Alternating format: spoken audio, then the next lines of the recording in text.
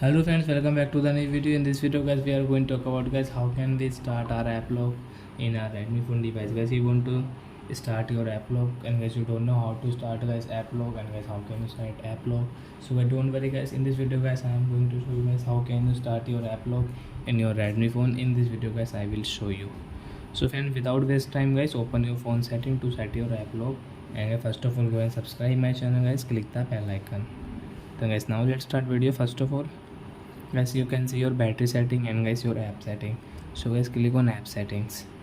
Guys, click on app lock, turn on, start, cannot at least 4 dots. So guys, you will have to choose any pattern, pin, password guys you want to. So guys, you can change password, pin and password. So guys, we will go with pattern. So guys, we will draw this L example for guys, you can choose yourself. Next guys, you can see your not now you want to add mi account, not guys you can add it, but guys I don't want to add now. So you want to add, so guys you can add from here. So you can see use app lock, fingerprint unlock guys you want to set not. So you can see your app lock is, so guys when you will use guys your YouTube, so you can see guys you have your app lock. So I hope friends you have understood how to start app lock in our Redmi phone device. So that's it guys, thanks for watching.